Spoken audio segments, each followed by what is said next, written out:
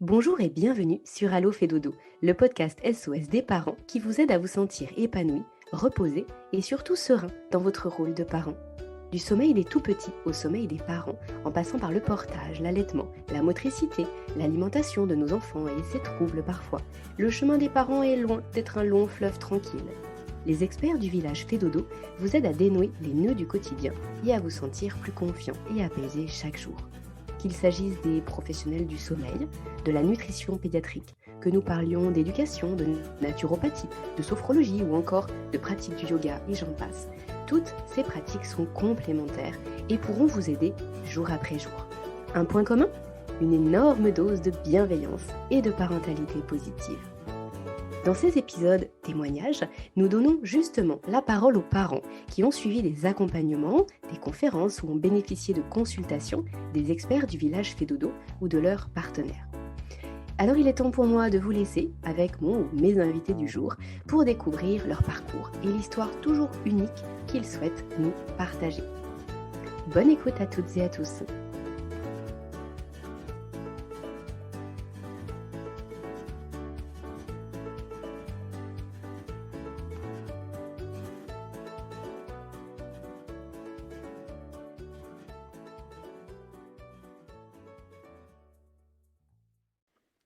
Bonjour Marie et bienvenue sur Allo fait dodo. Bonjour Aurélie. Marie, on a déjà eu le plaisir de vous écouter précédemment sur le podcast parce qu'on a enregistré un épisode ensemble dans la mesure où vous faites partie de l'école Fédodo et vous aviez envie de témoigner sur ce cursus de formation que vous suivez autour du sommeil des bébés et des enfants. Mais aujourd'hui, on a eu envie, quand on a discuté la première fois, c'était assez, logique finalement d'avoir à nouveau un échange parce que vous aviez envie de finalement venir témoigner de ce qui s'est passé à la base. Donc de remonter un petit peu aux sources et à la découverte de Fedodo pour vous, parce que vous vous êtes faite accompagner, donc pour vous en tant que maman, pour, un de vos enfants et vous avez eu envie de nous dire, ce qui s'est passé, comment ça s'est passé et puis ce que ça vous a apporté. Est-ce que, Marie, vous voulez, nous présenter un petit peu, quel était finalement le contexte dans lequel vous avez découvert Fedodo? Comment vous avez découvert Fedodo et qu'est-ce qui a fait que c'est devenu, une solution pour vous?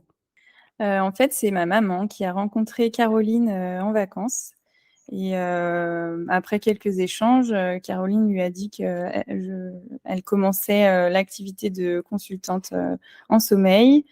Donc ma maman, maman aussi de 4 enfants et sachant bien les problématiques, de sommeil, qu'on peut rencontrer et puis, elle commence à avoir beaucoup de petits-enfants. Elle a pris le numéro de Caroline et en se disant: «Au cas où». Voilà, moi je l'ai connue comme ça.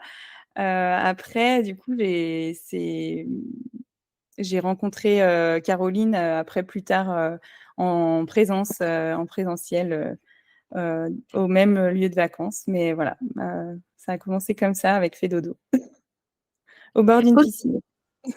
Ah c'est, c'est très dépaysant. C'est vrai que souvent on connaît Fedodo, en tout cas les parents qui s'expriment à mon micro, c'est souvent, sur Instagram, sur les réseaux. Mais vous, c'est au soleil, à côté d'une piscine. C'est super sympa aussi. Et alors, dans quel état d'esprit vous êtes à ce moment-là? Et j'imagine que là, si vous en parlez, c'est parce qu'effectivement vous rencontriez des soucis de sommeil avec, vos enfants, peut-être avec un de vos enfants? Alors oui, j'ai 2 petits garçons, donc à l'époque, ils ont 20 mois d'écart, donc à l'époque, le dernier a, je pense qu'en 3-4 mois et puis, mon deuxième du coup, aux alentours d'un peu moins de 2 ans.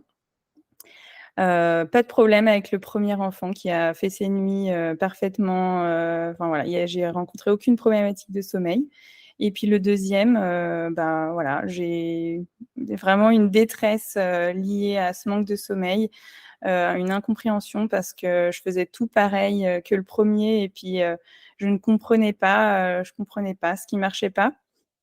Heu et puis je voyais cette souffrance aussi de mon fils, qui dormait mal, le couple qui commençait à être très fatigué, plus c'est vrai qu'avec un petit aussi, devant, c'était vraiment très fatigant. Mais pour rappel, ceux qui n'ont pas forcément écouté l'autre podcast, je suis infirmière en pédiatrie. Donc cette posture de professionnelle, j'ai essayé de faire mes propres petites recherches, diagnostics, essayer de me débrouiller toute seule. Donc et j'avais du mal à accepter de l'aide. Donc ma maman plusieurs fois m'a dit: «Mais tu sais, j'ai rencontré quelqu'un au bord d'une piscine qui connaît le sommeil, elle a vécu ça, elle accompagne les familles». Mais au début, c'était vraiment, je voulais tout essayer de mon côté, mais rien ne marchait. Rien ne marchait, j'étais vraiment, dans une impasse et puis, à ces 5 mois, j'ai décidé de faire ce numéro et là, ça a été, une révélation, Alors, vraiment. quand vous nous dites: «Rien ne marchait», est-ce que vous pouvez nous préciser, Marie, qu'est-ce qui se passait exactement? Est-ce que c'était au niveau de l'endormissement? Est-ce que c'était des réveils nocturnes? Est-ce que c'était au niveau de la sieste? Est-ce que c'était un petit peu tout ça, finalement? Alors il y avait un peu de tout, mais la plus grande difficulté qu'on avait, c'était que mon fils se réveillait toutes les 45 minutes la nuit. Donc il dormait avec une tétine, et toutes les 45 minutes, je devais lui remettre sa tétine. Donc imaginez qu'au bout de 5 mois, j'étais vraiment très fatiguée et ce qui m'a motivée aussi, c'était que j'allais reprendre le travail et puis sachant que, on fait des nuits quand on est infirmière, on a quand même les 3-8. C'est aussi extrêmement fatigant, quand on peut pas se reposer. Donc voilà, c'était vraiment, le plus gros souci. Après les siestes, c'était pas si mal, mais voilà, le plus gros souci, c'était surtout, les réveils nocturnes, toutes les Mmh. 40 minutes. Mmh. Je me doute effectivement. Vers quoi vous partez à ce moment-là? Est-ce que vous partez vers un accompagnement, vers, un achat de webinaire? Est-ce que vous partez sur une consultation ponctuelle? Quelle est votre démarche? Alors à ce moment-là, les webinaires n'existaient pas, le livre n'existait pas, donc je suis partie sur un accompagnement. Donc j'ai eu, une consultation, d'évaluation avec Caroline, où déjà je me suis sentie, on m'écoute, j'ai l'impression qu'on comprend mon problème parce que le problème avec le sommeil et puis plein d'autres choses, chez les nouvelles mamans, c'est que c'est vrai qu'on a énormément de: «Oui, mais tu fais pas comme ça, mais moi je faisais comme ci» et c'est vrai que c'est très déstabilisant quand on est dans une fatigue extrême et puis on a beaucoup de culpabilité en fait, on a l'impression de pas comprendre son enfant, on essaye de tout faire bien mais rien ne marche.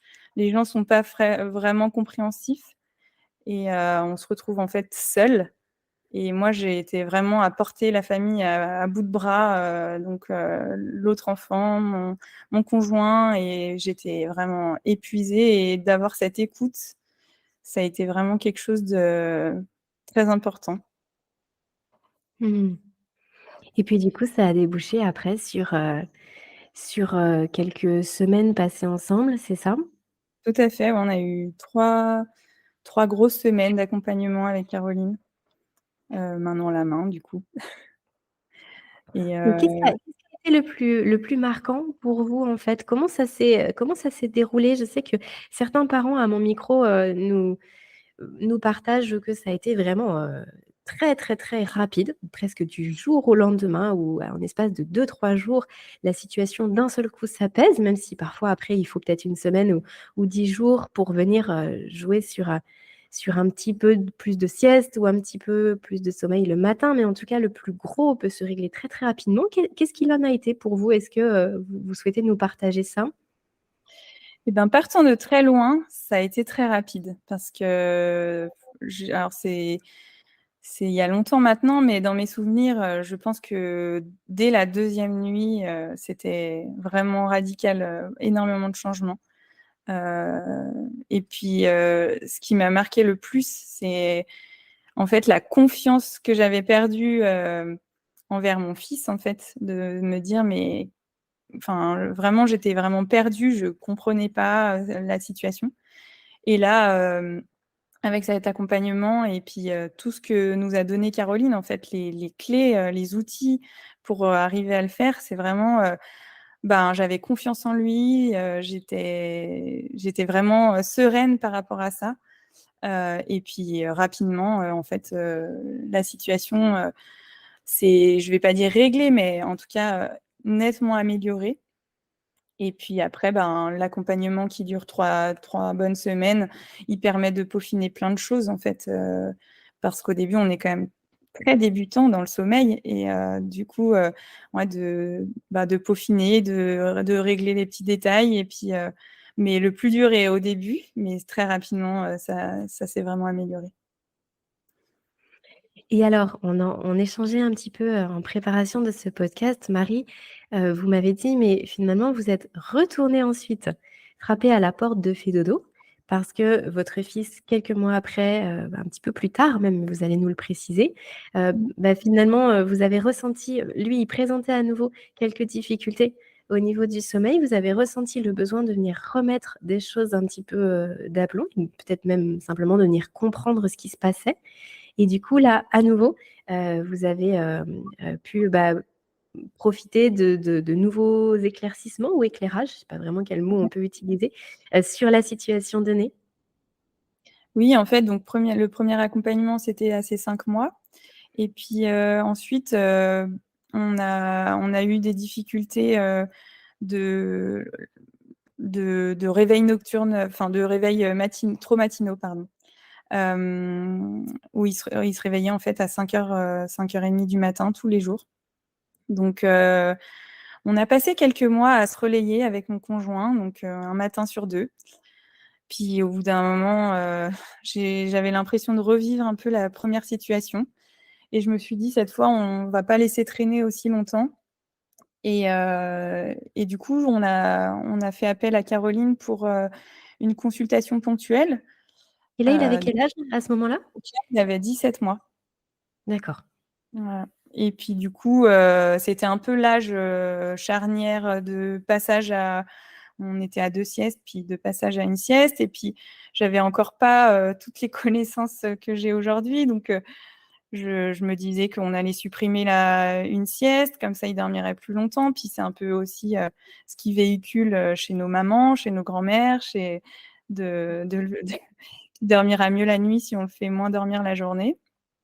Or c'est totalement l'inverse et donc on a échangé donc durant une consultation ponctuelle, pendant 1 heure avec Caroline et j'ai vraiment en fait senti que j'avais encore besoin de cet accompagnement parce qu'en fait, la fatigue fait que j'avais pas forcément l'énergie de mettre en place et l'accompagnement, ça apporte quand même aussi, beaucoup de sérénité, parce que dès qu'on a une question, on a quelqu'un, qui peut nous répondre et puis, on a quand même ce cadre, qui est juste. Moi, j'avais aussi peur de refaire des erreurs et du coup, voilà, d'être rassurée surtout, en fait, c'est rassurer parce que finalement, on trouve aussi notre propre chemin, dans cet accompagnement. Il est quand même très individualisé et hem et du coup, c'est vrai que ça permet d'être beaucoup plus serein, heu, dans la suite, en fait. Mmh.